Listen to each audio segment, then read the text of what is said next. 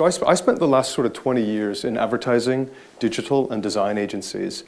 And the first 10 years I spent as what I've called, and you've heard it here first, the back of the deck guy, okay? So you got a PowerPoint deck, and I was the guy at the back of the deck.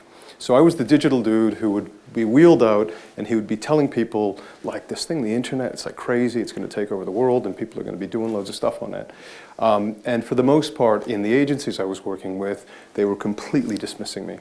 And they were like, no, man, like, traditional advertising, and what do you mean people are going to tell people about stuff, and we're not going to be able to tell them about things by broadcasting things, you know, in order to change their opinions.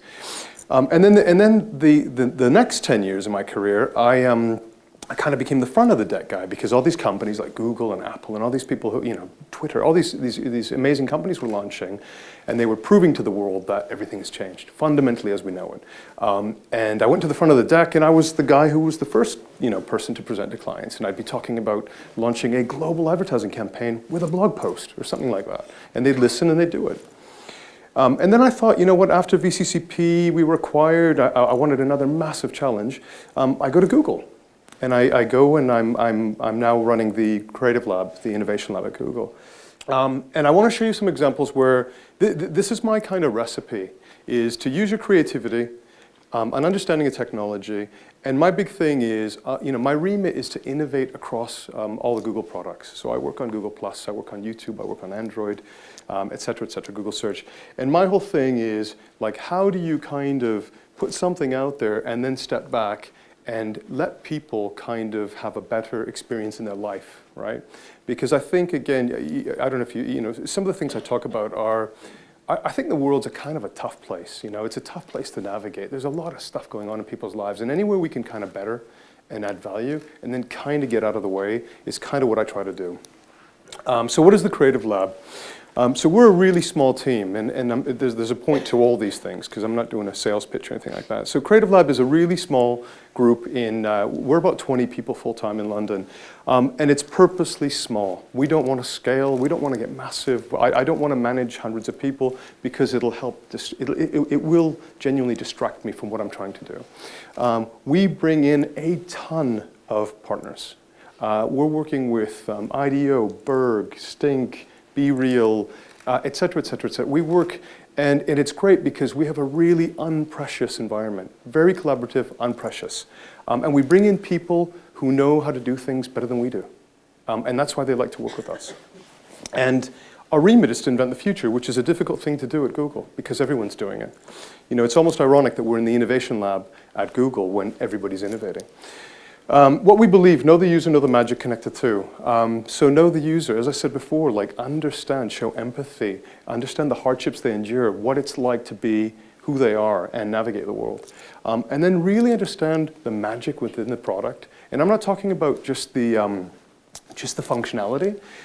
You know, when I think about magic, I think about pre-Google, I remember when I first downloaded Google Earth. And I typed in 196 West 19th in Vancouver, British Columbia, where I was born. And like the globe spins. And then you crash zoom on this little street that I was raised in. And I'm looking at the place I used to play like street hockey, like in Wayne's World. And you know, the hairs on the back of your neck. And you're like, this is magic. It's not magic, it's tech, a real understanding of tech, but it's magic. Because they made a connection with me. And when you connect those two things, you really, really begin to make an impact. So even at Google, we create posters. And I'm not talking about advertising posters, but we put the idea in one line on a piece of paper, and we put it on the wall. And if you do not understand the idea in one line on a piece of paper, it's probably too complicated. Very quickly, we build a world. We rapidly prototype. We create videos to capture the tone of voice, to capture the functionality. A lot of what we do, when you look at some of our products, a lot of the time we are using video to prototype the UI. So we're not just doing launch films, we're doing stuff that will help inform the engineers on what the world could look like. And then we mock things up. All of this is done in-house. And we will prototype across platforms. And that's what that really talented, small, mixed skill set of individuals does. And that's all done in-house, and believe it or not, that's done in weeks. You know, we might not do the amount of research we should be doing, but we are making. It is a culture of making. We are not talking about making, we are making. So the first one is this notion of fail, never fail to fail. And I think this came up, I think Roy mentioned it, a few people mentioned it. And I genuinely, honestly believe this because I'm going to show you, I think, 4 examples of some of the work. But I probably have just as much stuff that you will never see because it wasn't good enough and it didn't work for some reason. But at the end of the day, I didn't get an earful. I didn't, people understood why we had done it. It wasn't just a random decision, and why we would probably not do that sort of thing again, and more importantly, what we learned from it. And if you really think about it, if you're not failing to some extent, you're probably not thinking big enough. You're not probably being audacious enough because you are trying to do something that will move you forward incrementally, as opposed to what the guys at Google X talk about, these moonshots. And I think that's a really important point. So when you go out there and you set this crazy audacious goal, if you fail, it's not the end of the world, right? If you do something and you marginally improve on it by 10%, it probably wasn't that big, So never fail to fail. So this is something, we had a brief, and again, everyone seems to think that we can just invent stuff and do whatever we want. We get real world briefs. We have a browser called Chrome. It's a fantastic browser. It's one of the fastest, I would say, browser out there. And one of the things that we wanted to do last year was get people to recommend it to other people, tell them how great this browser was, because when you talk to people, especially engineers, developers, designers, they go on about Chrome, like awesome. But in the real world, people don't necessarily recommend browsers to their friends, right? Not in the real world. And if they do, you probably don't want to hang out with people who are like recommending browsers, right? Hey dude, you got to download this browser. So we thought, like, how can you create a platform that will bring people together so that they can experience the speed and the sort of functionality and the technical superiority of the browser, but rooted in something that people love to do. So people love to eat, they love to watch films, they love to play music. So amongst other things. So we came up with this thing called Jam. And Jam was a music platform that allowed people to come together and play music live through the browser, jamming together up to 4 people over the internet in real time. And we failed maybe half a dozen times before we figured out a way to do this. And it ended up working in the ending. And it was pretty cool. We created this really incredible site that allowed people to go in, pick one of 19 different musical instruments, play music. There was an easy mode, a pro mode, and you could do it all in the browser, which is pretty phenomenal. Then you could invite, as you can see at the bottom, up to 4 different people to jam with you in real time from all over the world. So the video for this, we had to create a launch video that kind of encapsulated what we were trying to get people to do with this thing. So we thought about, like, how are you going to launch this thing on the internet? And we thought, well, maybe like Lady Gaga or Justin Bieber or somebody like that would be a great sort of spokesperson to promote this thing. And then we thought long and hard, and we found this guy.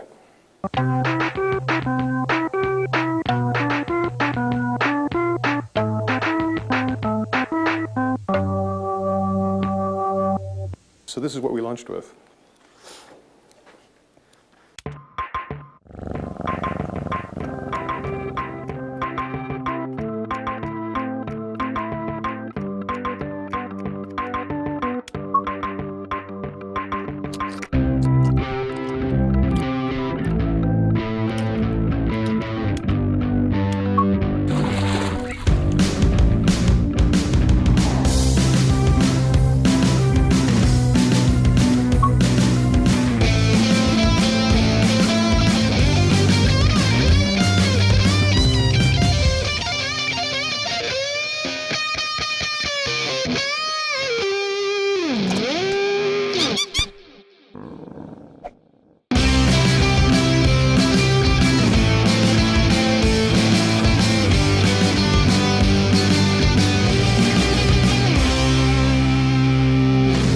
So again, I'm not saying we like change the world with this silly music sort of platform, but I think again, if you look at it in the context, the brief was to get people to recommend a browser. We create a real-time music platform that brought people together to jam in real time.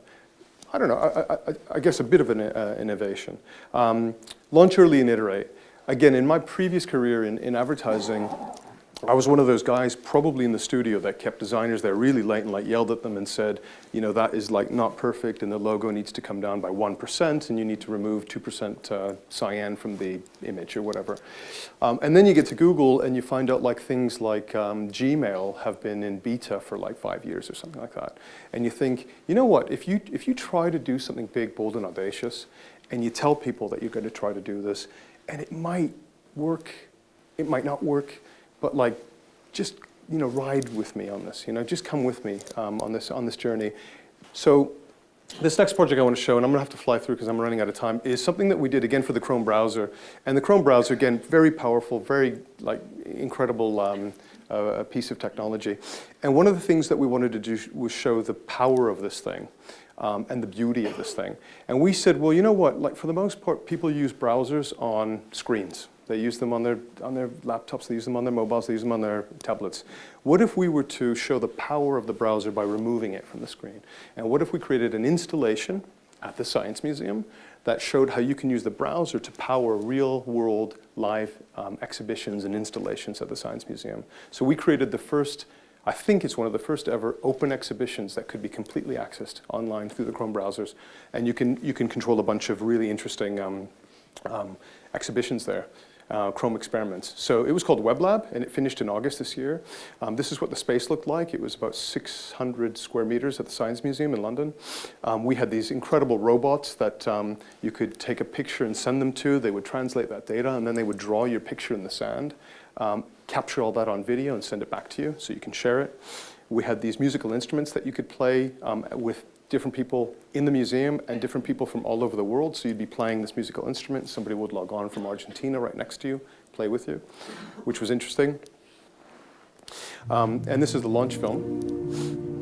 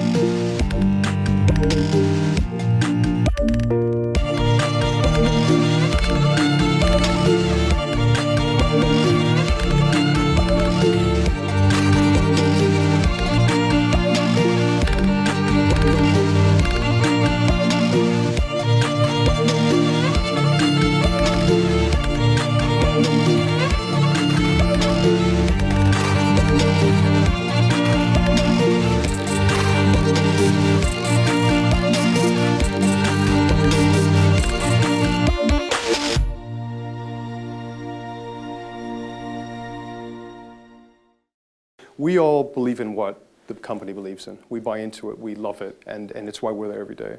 And I think that is an incredibly important part of how you innovate.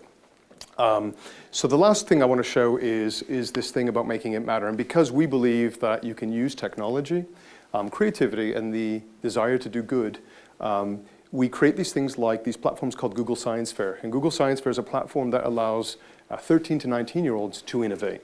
So we are creating the platform to innovate. And the more we looked into it, we looked at all these famous people, and every time I show this, somebody yells out, Nikola Tesla, forget all those guys. But all these people made huge contributions to the world that we know, and they were all teenagers when they did it. And the more we researched it, like on and on and on and on, you look at the age of these people and they were teenagers, and they may have not made the actual thing as a teenager, but they made their start, their journey to what they were going to do. And a lot of them actually, I think Braille actually invented Braille when he was 16. We thought this is like the best advertising campaign you could ever do. It's just the truth, it's real. And I will show you one final video.